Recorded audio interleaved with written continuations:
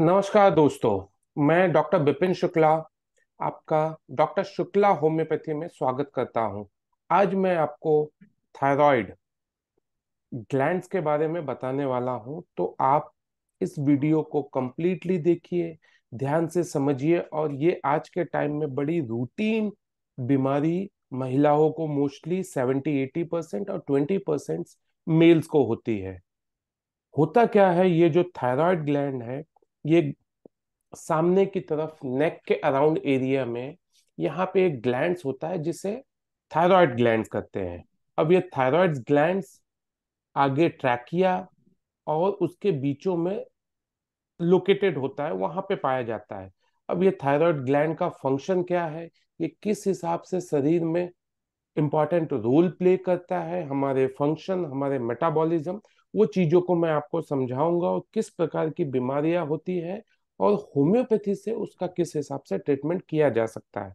लेकिन आप ध्यान से समझिए।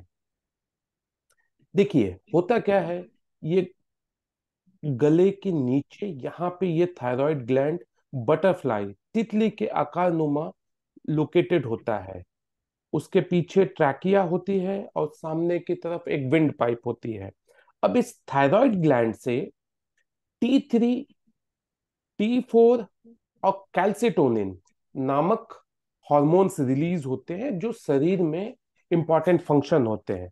थायराइड ग्लैंड, थायराइड ग्रंथि से T3 हार्मोन, T4 हार्मोन और कैल्सिटोनिन रिलीज होता है। या आप कहा जाए कि थायराइड ग्लैंड से T3 T4 कैल्सिटोनिन हार्मोन शरीर के आवश्यकता अनुसार रिलीज होता है। अब जब शरीर में इसकी जरूरत होती है तो थायराइड ग्लैंड्स बॉडी को सिग्नल देता है। अब यहां पे आप ध्यान से समझिए। ब्रेन ब्रेन के पास दो चीजें होती है, एक हाइपोथैलेमस होता है।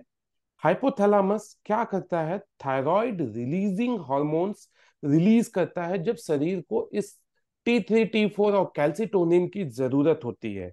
तो thyroid releasing hormone from hypothalamus से रिलीज होता है, वो जाके पिट्यूटरी ग्लैंड को मोटिवेट करता है कि पिट्यूटरी ग्लैंड फिर TSH, thyroid stimulating hormones release करती है।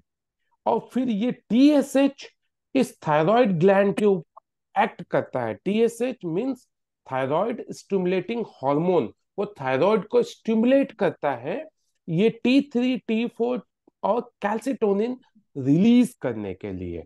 TSH रिलीज कहां से होता है, पिट्यूटरी ग्लैंड से। कब रिलीज होता है, जब TRH, thyroid releasing hormones, hypothalamus से रिलीज होता है। इतना आपको क्लियर हो गया। अब आगे की तरफ देखिए। अब जो T3 T4 और TS calcitonin, T3 T4 calcitonin, इनका क्या रोल है शरीर में, थायराइड हार्मोन और उसके फंक्शन। T3 T4 और TSH का रोल होता है ग्रोथ में, हमारे शरीर के मेटाबॉलिज्म में, ग्रोथ में, जो हमारी हड्डियां होती हैं उनके डेवलपमेंट, उनके विकास में, मैचुरेशन ऑफ स्केलेटन सिस्टम, जो हमारी हड्डियों का ढांचा होता है, CNS यानी सेंट्रल नर्वस सिस्टम, जो हमारी ब्रेन के जो कोऑर्डिनेशन सिस्टम होता है, जो नर्व्स होते हैं, जो सिग्नल्स ले जाती हैं, उनके डेवलपमेंट में T3 T4 और कैल्सिटोनिन का फंक्शन होता है। रेगुलेशन ऑफ ग्रोथ हार्मोन जो रिलीज होता है, regulation of body temperature, generation of the heat, शरीर को बहुत जरूरी है हीट। हीट नहीं होगा तो शरीर का मेटाबॉलिज्म फंक्शन नहीं हो पाएगा। फिर regulates the basal metabolic system, regulates the fat, CHO यानी कार्बोहाइड्रेट्स, प्रोटीन मेटाबॉलिज्म, और influence the mood and behaviour disorder. जो भी हमारे मूड और बिहेवियर होते हैं वो सभी चीजों से कोरिलेट होते हैं। जैसे T3 T4 उनका बहुत ही इंपॉर्टेंट फंक्शन होता है इनको कोरिलेट और उनको कंट्रोल में रखने के लिए।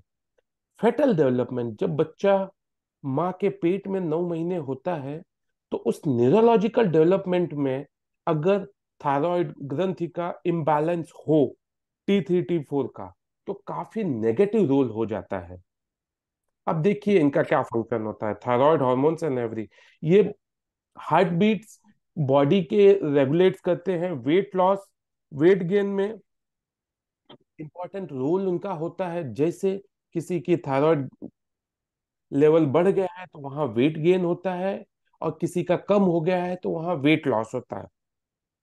जो हमारी हार्ट बीट होती है वो इनडायरेक्टली उनसे कनेक्टेड होता है। अगर थायराइड ग्लैंड्स का इम्बैलेंस हो रहा है तो हार्ट की बीट इंक्रीज होती है, बिकॉज हार्ट सर्कुलेशन को वहां से कनेक्शन मिलता है फॉर द हार्ट बीट करने के लिए। बॉडी टेम्परेचर, जब बॉडी टेम्परेचर ज्यादा रहता है तो हार्ट बीट ज्यादा होता है, बिकॉज ब्लड को सर्कुलेशन में इनफ्लो करना होता है। Influencing the speed of food moves to the digestive tract, जो हमारा पाचन तंत्र होता है उसके अंदर इंपॉर्टेंट रोल होता है। ब्रेन डेवलपमेंट में इंपॉर्टेंट रोल होता है थायराइड हॉर्मोन्स का। Controlling the way of muscles contract, muscles का इंपॉर्टेंट रोल होता है। Managing the skin bone maintenance by controlling the rate at which your body replaces, जो हमारा स्किन होती है का डेवलपमेंट होता है, पुराने डेड टिश्यू चले जाते हैं और नए डेवलपमेंट्स होते हैं, तो वो थायराइड ग्लैंड से होता है। सॉरी, थायराइड हार्मोन्स ये सब चीजों पे इंपॉर्टेंट। अब होता क्या है वो हम आगे समझा देंगे। देखिए होता क्या है, हाइपोथैलेमस से अभी जो मैंने आपको समझाया ये यहाँ पे, जब हाइपोथैलेमस से टीआरएच रिलीज होता है वो पिट्यूटरी पे काम करता है। उसको ही मैं एक और सिंपल फॉर्म में समझा रहा हूँ। हाइपोथैलेमस को जब सिग्नल मिला तब वो TRH thyroid releasing hormone release करता है, फिर वो एंटीटरी पिट्यूटरी ग्लैंड टीएसएच रिलीज करती है, और ये टीएसएच मोटिवेट करता है थायराइड को T3 T4 रिलीज करने में। बट यहाँ पे इंपॉर्टेंट होता है जो हमारा आयोडीन इंटेक होता है शरीर में, जो हम खाते हैं आयोडीन, वो iodine mono iodothyronine, that is MIT, और डाई आइडोथायरोनिन, ये दोनों मॉलिक्यूल्स कंबाइन होके आयोडीन के साथ T3 फॉर्म करते हैं। T3 जो मैंने अभी आपको बताया थायराइड हार्मोन्स होता है। बट वो बनता कैसे है, जब यहाँ पे टीएसएच थायराइड को मोटिवेट करेगा, थायराइड ग्लैंड को, और आयोडीन का सिंथेसिस होता है, तब एक मॉलिक्यूल्स ऑफ मोनो और दो मॉलिक्यूल्स ऑफ डाई कंबाइन होके T3 बनाते हैं। और फिर उसी तरह दो मॉलिक्यूल्स ऑफ डाई आइडोथायरोक्सिन एंड दो मॉलिक्यूल्स ऑफ नीचे डाई आइडोथायरोनिन T4 बनाते हैं। इसीलिए कहा जाता है कि आयोडीन बहुत इंपॉर्टेंट रोल प्ले करता है T3 T4 के फॉर्मेशन में, और जब इसका डिक्रीज और इंक्रीज होगा तो इनके फॉर्मेशन और इनके बनने में इम्बैलेंस होगा, और जाके फिर थायराइड डिजीज और थायराइड की बीमारी पैदा होती है। इतना आपको समझ गया, आप आगे चलते हैं। जैसे आयोडीन एक इसेंशियल एलिमेंट होता है शरीर के डेवलपमेंट के लिए। The process is called iodine deficiency. The process iodine के इंपॉर्टेंस से उसको कहा जाता है मेटाबॉल iodine, the process is called metabolism. Iodine deficiency is most common. Body needs iodine to produce a thyroid hormone. If you do not have, अगर आपके शरीर में आयोडीन नहीं होगा तो थायराइड जो ग्लैंड्स है वो कैप्चर नहीं करेगी, और फिर आयोडीन यूटिलाइज नहीं हो पाएगा। और iodine deficiency when body does not gets enough iodine, thyroid cells need iodine to make thyroid hormones. Thyroid cells need iodine to make thyroid hormones. If you do not have enough iodine in your body, you cannot make enough thyroid hormones. वही मैंने आपको जो यहाँ समझाया, अगर ये iodine नहीं होगा तो ये T3 T4 फॉर्मेशन नहीं हो पाएगा। तब क्या होगा, योर आयोडीन, ये नॉर्मल आयोडीन है, जब यहाँ पे, सॉरी, ये नॉर्मल थायराइड ग्लैंड्स है। जब आयोडीन नहीं होगा तो थायराइड ग्लैंड अननेसेसरी प्रेशर में आएगा, और वो अपना साइज इंक्रीज करेगा कि उसे T3 T4 रिलीज करना है, और उसके कारण थायराइड ग्लैंड्स इनलार्ज होगा, और उस इनलार्जमेंट को कहा जाता है गॉइटर, हिंदी में जिसे गलसुआ रोग कहा जाता है। Your thyroid gland do not make enough thyroid hormone. जब थायराइड हार्मोन्स की शरीर में कमी होती है, दैट मीन्स T3 T4, तब उसे कहा जाता है हाइपो। और उसका सिम्टम्स होता है इंटेलेक्चुअल डिसेबिलिटीज इन बेबीज जिनकी मदर्स में आयोडीन की कमी होती है। टाइप्स ऑफ गॉइटर, अब गॉइटर क्या क्या टाइप के होते हैं उसको जस्ट एक रफली देख लेते हैं। Colloid goitre, colloid goitre develops from lack of iodine minerals essential to production of thyroid. People who gets this types of goiter usually leaves area where वहां पे आयोडीन की कमी पाई जाती है। और नॉन टॉक्सिक गॉइटर जहां पे आयोडीन की कमी होती है लेकिन साथ में लिथियम भी इंपॉर्टेंट फैक्टर प्ले करता है, और जिस कारण वहां पे बाइपोलर मतलब मूड डिसऑर्डर टाइप्स के बीमारियां ज्यादा होती है।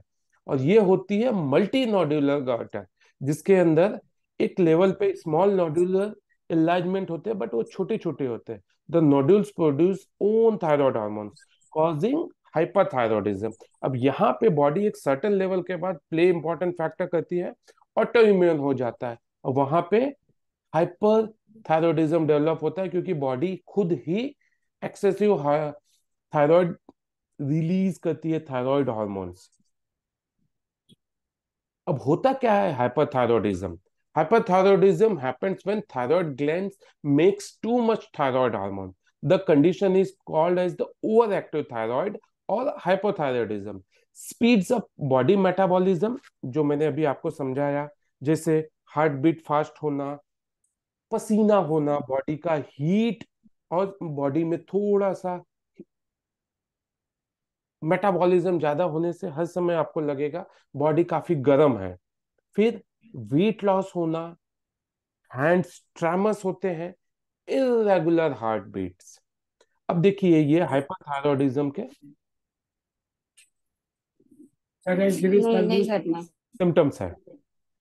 Hair loss, bulging of eyes, frequent sweating. Frequent sweating means हमेशा पसीना आना, enlarged liver, vomiting, diarrhoea, hand tremors, कांपते रहना। फीमेल्स को इरेगुलर मेंस्ट्रुएशन, यानी इरेगुलर माहवारी महीना, पीरियड्स इरेगुलर होते हैं। इंक्रीज्ड एपेटाइट, थोड़ा थोड़ा खाने के बाद भी भूख लगता रहता है और कभी भी उनकी भूख पूरी नहीं हो पाती है। Abnormal heart beat, enlarge thyroid gland, bulging of eyes, इसको मैं आपको एक्सप्लेन करूंगा। ये होता क्या है?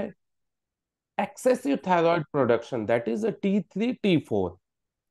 जब हाइपर एक्सेसिव होता है, हाइपो कम होता है। अब साथ में यहाँ और भी सिम्टम्स है, इरिटेबिलिटी, नर्वसनेस, हीट इंटॉलरेंस, स्लीपनेसनेस यानी नींद नहीं आना, और विजन प्रॉब्लम। विजन यानी धुंधला दिखना या डबल दिखना, और डिपेंड अपॉन पेशेंट की सीवियरिटी के हिसाब से ये सिम्टम्स आते हैं। देखिए ये मैंने आपको समझाया, ये बल्जिंग ऑफ आईज। देखिए यहाँ पे कितनी बल्जिंग है। इसको कहा जाता है एक्सॉप्थैलेमस, और ग्रेव्स डिजीज का वन ऑफ द पार्ट है जिसके अंदर थायराइड ग्लैंड्स इनलार्ज हो जाते हैं, आईज बल्ज होने लगती है, बड़ी बड़ी आंखें। इसको थायरोटॉक्सिकोसिस भी कहा जाता है। कुछ मैंने पिक्चर्स इंटरनेट से लिए हैं, कुछ बुक से लिए हैं, तो मैं थैंकफुल हूं जो भी सोर्सेज ने बुक्स और ये पिक्चर्स के लिए मुझे शेयर किया है। अब क्या टेस्ट कर सकते हैं जब हमें थायराइड का अंदाज हो या थायराइड के बारे में हमें लगे कि ये बीमारी हो? जैसे T4 टेस्ट किया जाता है, ये थायराइड का प्रोफाइल है। TSH किया जाता है, और T3। अब होता क्या है, जब नॉर्मल कंडीशन होती है तो TSH और T4 नॉर्मल होते हैं। हाइपर, जब एक्सेसिव थायराइड ग्लैंड शरीर खुद रिलीज कर रही है, तब TSH लो होगा लेकिन T4 हाई होगा। हाइपोथायरॉयडिज्म, प्राइमरी में TSH हाई होगा, T4 लो होगा। सेकेंडरी में TSH भी लो होगा और T4 भी लो होगा। और एक टेस्ट होता है एंटीबॉडी, वो प्राइमरी डायग्नोसिस करने के लिए बहुत इंपॉर्टेंट होता है, जैसे प्रेजेंस ऑफ थायरॉक्सिक पेरीऑक्सीडेज, ये टीपीओ एंटीबॉडीज होती है इन योर ब्लड। ये सजेस्ट करता है कि थायराइड ऑटोइम्यून डिसऑर्डर है, सच एज हाशिमोटोज, ग्रेव्स डिजीज जो मैंने अभी आपको बताया, ये सभी एक ऑटोइम्यून डिसऑर्डर होता है। और ये इम्यूनिटी सिस्टम्स जिस सारी होता है उसके अकॉर्डिंग ये डेवलपमेंट होता है। और ये ग्रेव्स डिजीज बहुत डिफिकल्ट होता है ट्रीट करने में। Hypothyroidism, a condition in which thyroid gland does not produce enough thyroid hormone, यानी T4 और T3 का डेवलपमेंट नहीं हो, रिलीज नहीं होता है शरीर में, तो वहां पे हाइपोथायरॉयडिज्म डेवलप होता है। और ये heart rate, body temperature, all aspects of metabolism को अफेक्ट करता है। Hypothyroidism is most prevalent in older woman, but nowadays 35-40 के बाद भी फीमेल्स को हो रहा है। अब हाइपोथायरॉयडिज्म के सिम्टम्स देख लेते हैं।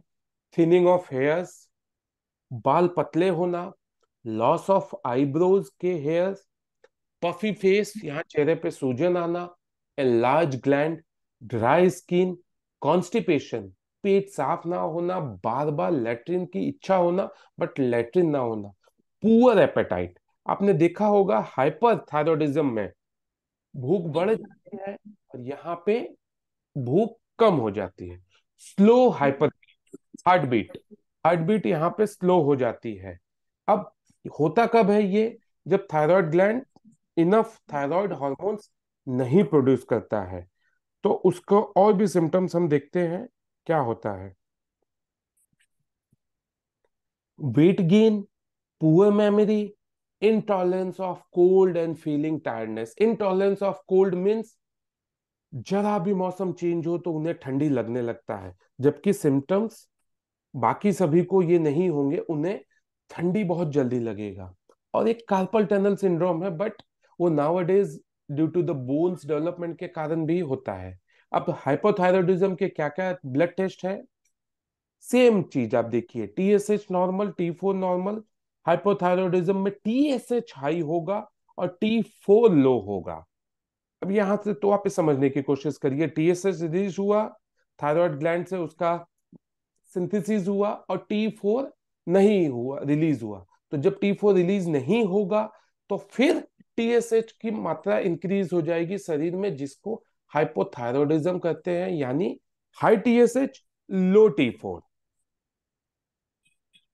अब ये समझिए, ये पेशेंट जिसको मैंने ठीक किया है, आप यहां ध्यान से देखेंगे तो इसके ग्लैंड्स में स्वेलिंग आ रही थी, थायराइड ग्लैंड्स में। यह पेशेंट 2 से 3 ईएनटी सर्जन को दिखा चुके थे। उन्होंने कहा था कि इसे थायराइड कैंसर कह सकते हैं, या early stage of thyroid metabolism में प्रॉब्लम आ रही है। और उसने कहा था कि इसे थायराइड कैंसर है, बट एफएनएसी 2 बार करवाने के बाद भी नेगेटिव आया था। तो किसी पेशेंट ने मेरे पास रेफर किया, और आप यहाँ देखेंगे 17 दिसंबर को ये पेशेंट मेरे पास आई है, और 25 जनवरी को, यानी मैक्सिमम 37-38 डेज में ये पेशेंट नॉर्मल हो चुकी है।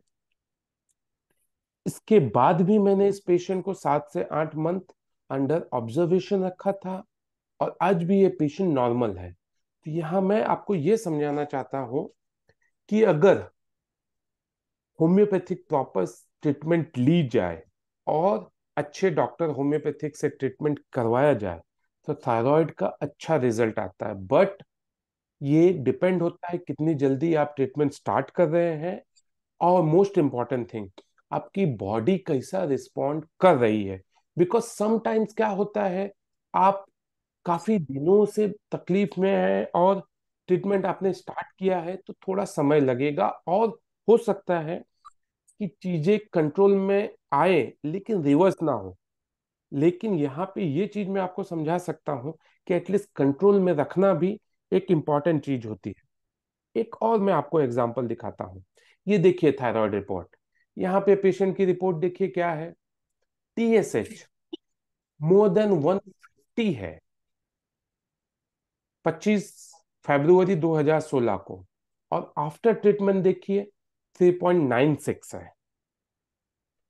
5 जुलाई 2016 को, ये देखिए पांच पांच महीने के अंदर। फिर सेम पेशेंट को मैंने दवाई बंद कर दी, और ये 1 साल बाद विदाउट एनी ट्रीटमेंट, जुलाई 2017 को, आज भी पेशेंट का टीएसएच नॉर्मल लिमिट्स में है। तो इससे यही प्रूफ होता है कि होम्योपैथी से अच्छा इंप्रूवमेंट हो सकता है, बट आप प्रॉपर डॉक्टर से कंसल्ट करिए, ट्रीटमेंट करवाइए, और अपने सिम्टम्स ऑब्जर्व करते रहिए। डॉक्टर शुक्ला होम्योपैथी में आप ऑनलाइन कंसल्ट कर सकते हैं, कहीं भी, डिस्टेंस कोई मैटर नहीं है।